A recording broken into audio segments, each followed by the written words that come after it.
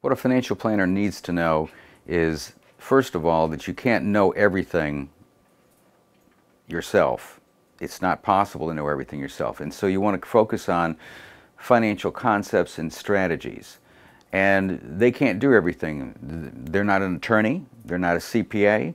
They may have an insurance license. They may have a securities license, in which case if they have a securities license, their broker-dealer is really going to limit the other things that they can do. For example, they can't give real estate investment advice if they have a securities license.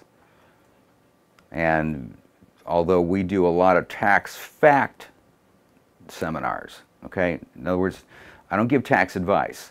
We tell people tax facts, like the Taxpayer Relief Act of 1997 says, once I live in a house, myself, personal residence, for 2 years, I can sell that house and I don't have to pay any tax on any profit up to $500,000 if I'm a married individual. That's not tax advice, that's a tax fact. I can tell that to people all day long without having to have any kind of license. So what does a financial planner need? They need to know that, right? Do they need to know the difference between an adjustable rate loan and a fixed rate loan? I think it would be a good idea if you're a financial planner, even though you may not be in the mortgage industry, to understand that. Do they need to understand that property values, just like the stock market, go up and down in given market areas?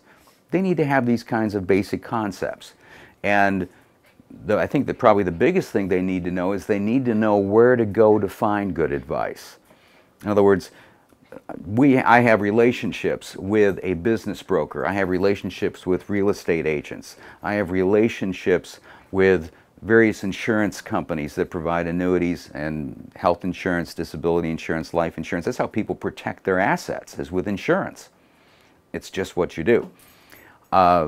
I also have my own personal experience and the walk that I have led, and as I mentioned, I was broken homeless at age 42. Things are dramatically different for us today.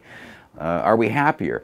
Oh, I suppose, because we don't have the worries and concerns that we once had. Where's my next dollar going to come from? And it's very gratifying to me to be able to help other people that will let me, and understanding only 20% of the people are ready to be helped at any given point in time. Usually takes some sort of crisis for people to go, okay, I give up, I'll get some help, right? And even then sometimes they don't want to listen. Well, that's okay. We just go on to the next person and, you know, thank you very much. And so that's the approach that we take to people, because people like to buy but they hate to be sold. That's the biggest single thing I can tell you. If you simply let people know what their options are and show them some things that are probably outside their box, and they'll find something that they like that will probably be good for them. There's so many ways that you can help people that you're bound to find one or two that they're willing to embrace. And if you can get paid for your time for doing that, that's a wonderful thing.